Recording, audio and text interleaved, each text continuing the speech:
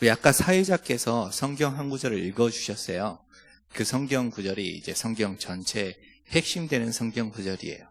요한복음 3장 16절에 하나님이 세상을 이처럼 사랑하사 독생자를 주셨으니 누구든지 그 사람을 믿으면 멸망하지 않고 영생을 얻는다 하였습니다.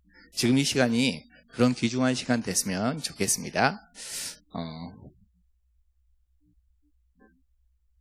어떤 한 사람이 이제 부부가 있었어요. 두 부부가 나이가 같아요. 60살이 돼서 이제 60살 잔치를 하게 되는데 이제 평생을 힘들게 지냈으니까 이제 하나님께서 그 두 사람 소원을 들어주시겠다는 거예요. 그래서 천사를 보내서 소원을 들어주시겠대요.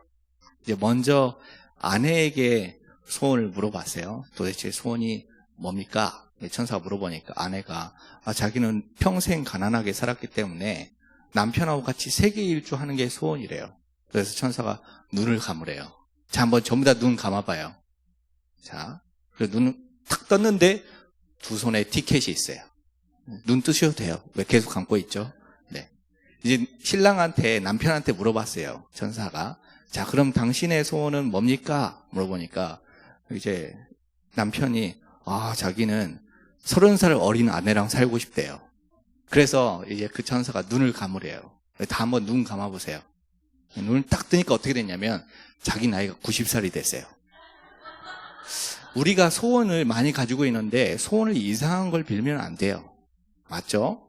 제가 여러분들 소원이 뭔지 알아요. 지금 이 자리에 앉아있는 분들 소원은 빨리 이 시간이 끝나고 집에 갔으면 좋겠다는 생각이 들겠죠? 그런 소원 빌면 안 돼요. 지금 이 시간에 가장 좋은 소원이 이루어지는 시간 될 줄로 믿습니다. 하나님께서도 우리에게 소원을 가지고 계세요. 무슨 소원을 가지고 계시냐면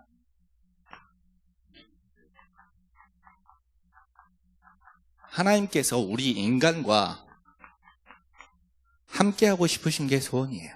왜 함께하고 싶으신 게 소원이냐면 원래 인간은 하나님과 함께 있었거든요. 그때는 아무 문제가 없었어요.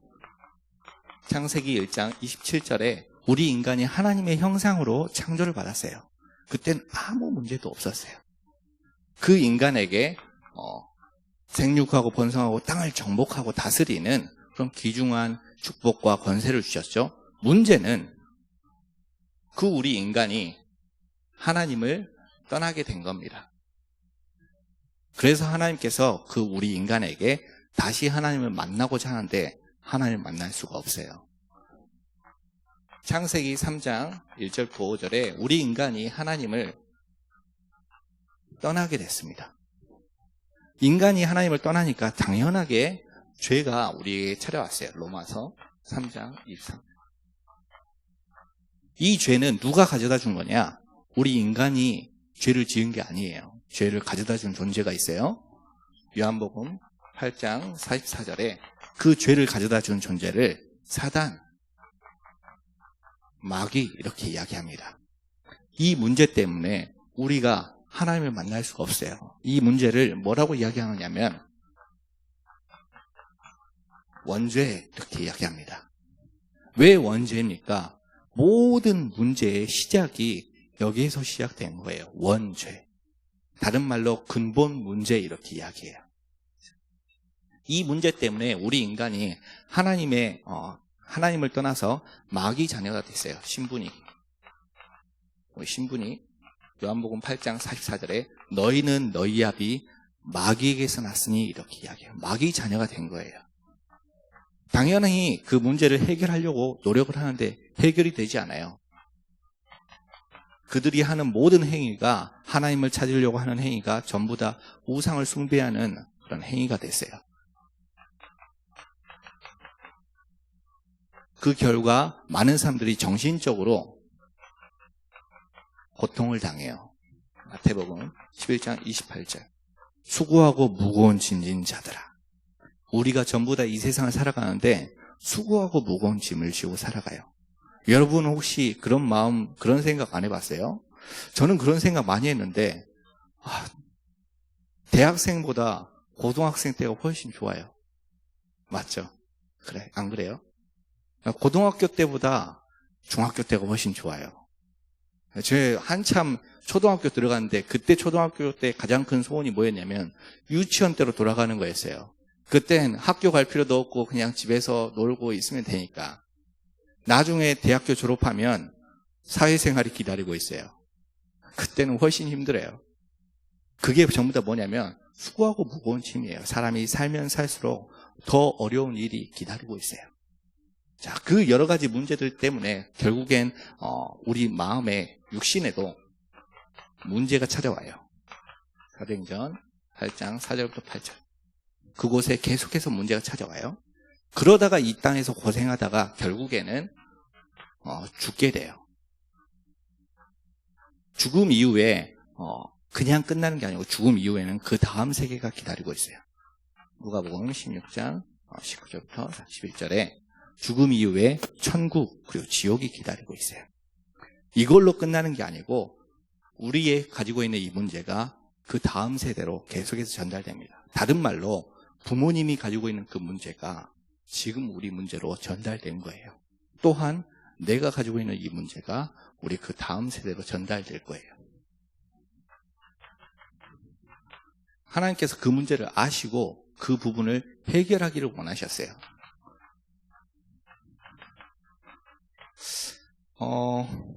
이걸 가지고 뭐라고 이야기하느냐면 불신자의 상태 이렇게 이야기합니다. 다른 말로 영적인 상태라고도 이야기해요. 이 상태가 그대로 전달되는 거예요. 제가 한 2년쯤 전에 하나님의 은혜로 결혼을 했습니다. 결혼을 할 수 있을까 싶었는데 어떻게 결혼을 했어요? 결혼하고 나니까 참 희한하게 아이가 태어났어요. 저희 집은 이제 제 위에 누나가 2명 있고 제가 막내예요. 저희 아내 집은 밑에 여동생이 1명 있고 둘이에요. 그래서 저는 평생 그래 3명이 살아와서 저희 아내한테 나는 아이가 3이 있었으면 좋겠다 이렇게 이야기했거든요. 그랬더니 저희 아내는 3은 너무 많대요. 자기는 2이면 좋겠대요. 그래서 이제 많이 대화를 하다가 지금도 가끔씩 그런 이야기를 해요. 아이를 3이 있었으면 좋겠다. 그래서 저희 큰 아이 이름이 하언이에요. 저는 둘째, 셋째 이름까지 다 정해놨어요, 이미. 그랬더니 저희 아내가 너무 싫어하는 거예요. 그래서 저희 아내한테 그런 이야기를 하다가 저희 아내는 이제 아이를 좀 천천히 가지고 싶다. 내가 무슨 애 낳는 기계냐. 평생 애만 낳고 살아야 되냐. 이런 이야기를 해요. 그래서 그런 건 아니지만 아이를 그래도 가져야 안 되냐. 그런 이야기를 했었거든요. 근데 나중에 쭉 지나다 보니까 그런 생각이 떠올랐어요. 여러분 한번 들어보세요. 제 생각이 얼마나 훌륭한지. 이 가지고 있는 그 상태가 그대로 전달이 돼요. 지금 나의 모습은 우리 아버지의 모습이에요. 우리 어머니의 모습이에요. 부정하고 싶어도 부정할 수 없어요. 우리 젊었을 때 우리 아버지, 어머니가 가지고 있었던 그 문제가 지금 고스란히 그대로 얼굴 생김새부터 성격, 하는 말투 모든 것까지 전부 다 그대로 전달됐어요. 자, 그러면 지금 내가 가지고 있는 게 우리 자녀들에게 전달되겠죠. 그래서 제가 곰곰이 생각해 보니까 지금 내 상태가 우리 자녀에게 전달되는구나. 아이를 빨리 가지고 많이 가지고 그게 중요한 게 아니고 내 영적 상태가 중요하구나. 제가 그렇게 생각했어요. 참 훌륭하죠? 그래서 제가 저희 아내한테 이야기했어요. 그리고 이야기하니까 아내가 대단하대요. 대견하다는 듯이 저를 쳐다봐요. 그래서 제가 아내한테 이야기했어요. 내 오늘 영적 상태 좋다. 그랬더니 저희 아내가 그 생각을 하는 그 자체가 영적 상태가 좋은 게 아니래요. 네. 이 문제가 그대로 전달돼요. 여기에서 빠져나오려고 많은 사람들이 노력을 해요. 그런데 그 노력이 전부 다 소용이 없어요. 어떤 사람은 착하게 지내요. 그런데 착하게 지내는 것으로도 하나님을 만날 수가 없어요. 어떤 사람은 그 문제를 해결하려고 열심히 노력을 해요. 그런데 노력으로도 이 문제를 해결할 수 없어요.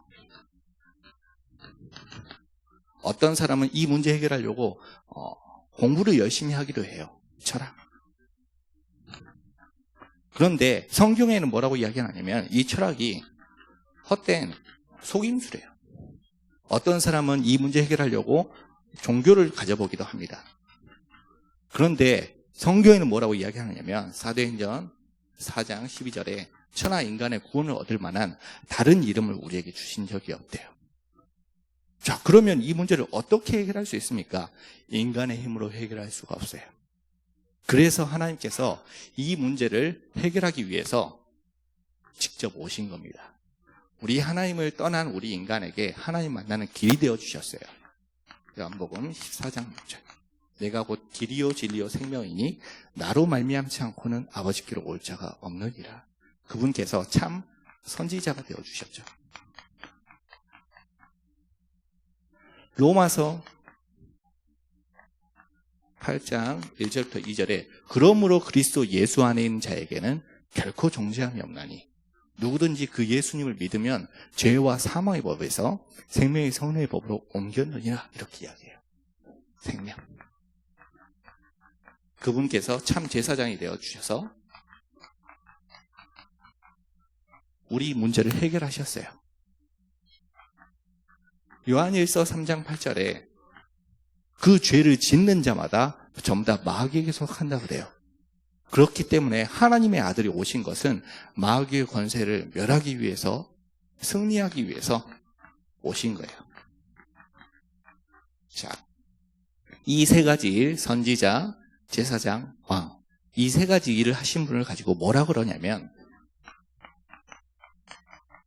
그리스도라 그래요. 그리스도. 많이 들어봤던 이야기죠. 그리스도는 이름이 아니에요. 그리스도는 이 세 가지 일을 한 사람 가지고 이야기해요. 그 세 가지 일은 하나님을 떠나고 죄 문제, 사단 문제를 해결하는 근본적인 일이에요. 자, 그 일을 누가 하셨냐? 바로 예수님이 하신 거예요. 그래서 우리는 예수님이 그리스도다 이렇게 이야기해요. 자, 그 예수 그리스도를 믿고 하나님의 자녀가 되면 어떤 일이 있느냐?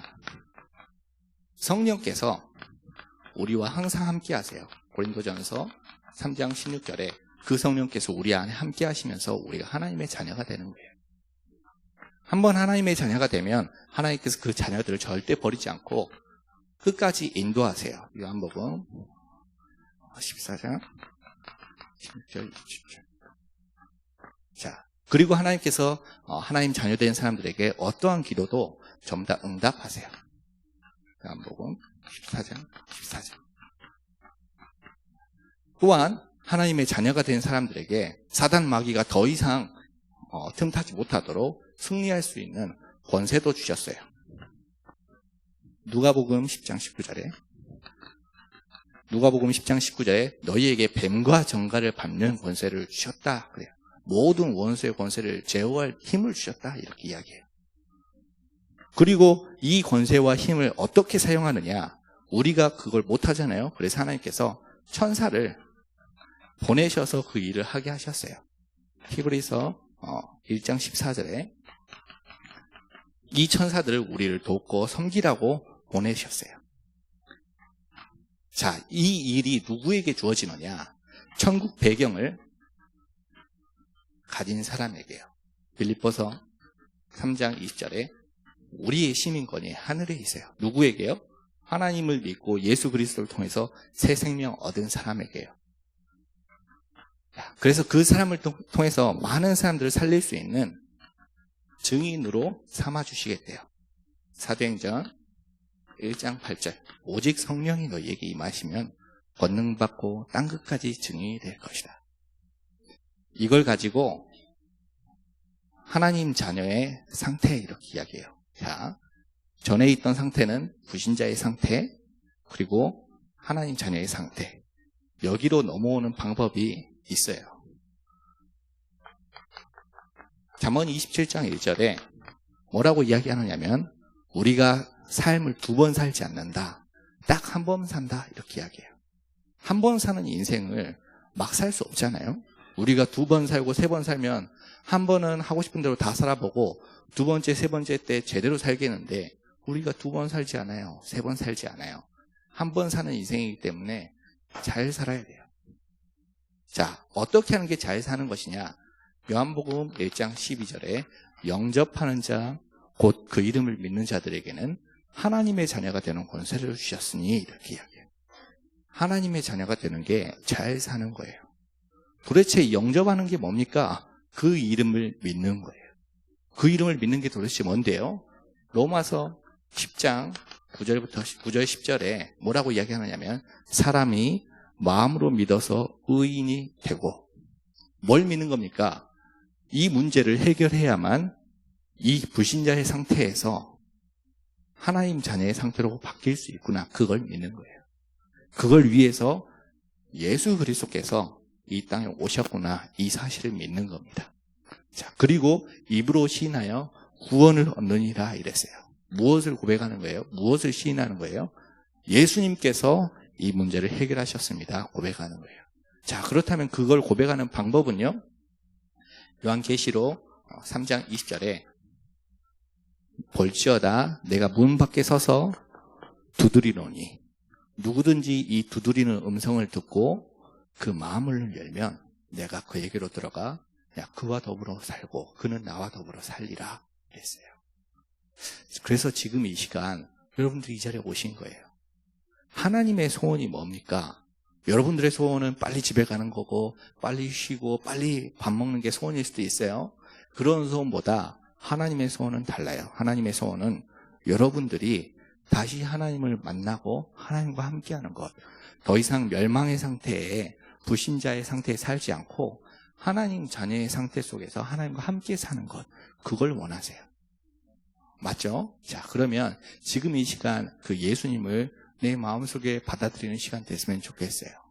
제가 오늘 아침에 그 시간 맞춰서 왔더니 문이 탁 열려 있어요. 문이 열려 있으면 제가 문 속으로 들어가면 돼요. 근데 문이 닫혀 있으면 이 문을 깨고 부수고 들어갈 수도 없고, 그렇죠? 벽을 뚫고 지나가 얼마나 힘들겠어요?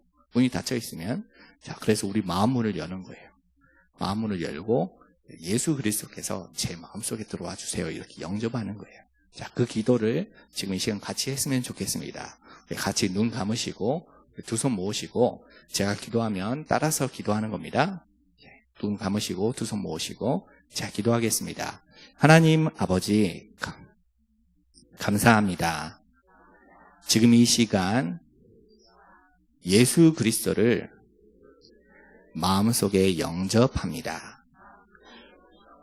예수님께서 하나님 만나는 길 대신 선지자 되시고 죄 문제 해결하신 제사장 되시고 사단의 권세 깨뜨리신 만왕의 왕 되심을 믿습니다.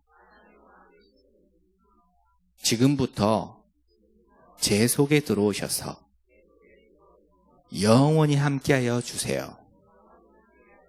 저희 인생의 주인이 되어주세요. 예수 그리스도 이름으로 기도드립니다. 아멘. 간단하죠? 신앙생활하는 거 어렵지 않아요. 방금 그 사실을 정말 내가 마음에 믿고 그리고 고백만 하면 하나님의 자녀가 돼요. 원래 우리가 그렇게 창조받았어요. 원래 형상을 회복하는 거예요. 자, 그렇다면 지금부터 잊지 말아야 될 게 몇 가지 있어요. 뭘 잊지 말아야 되느냐? 첫 번째로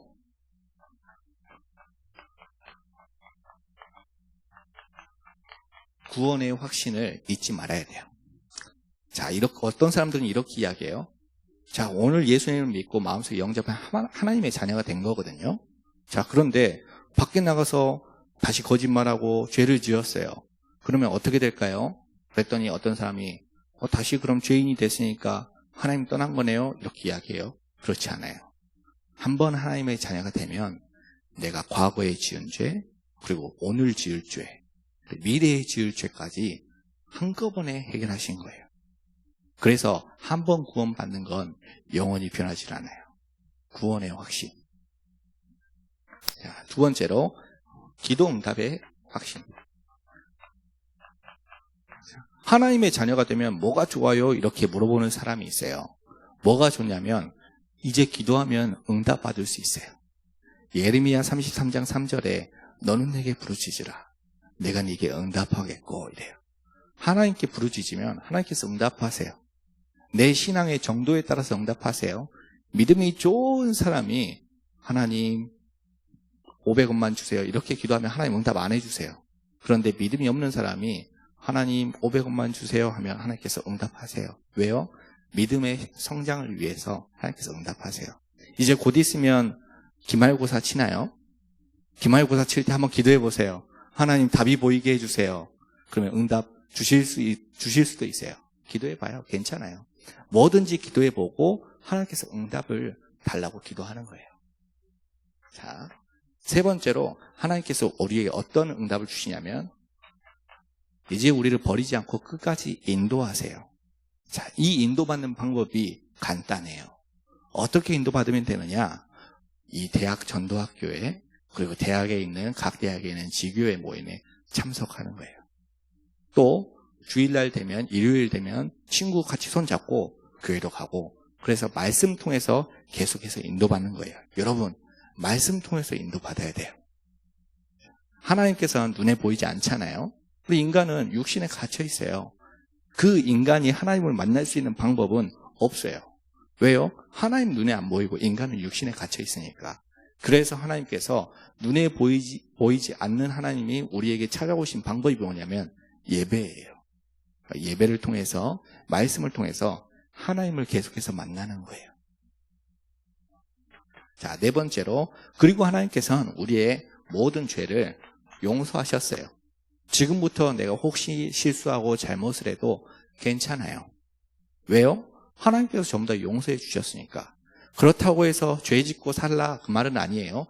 하나님께서는 용서했지만 세상 사람들이 용서 안 할 수도 있어요.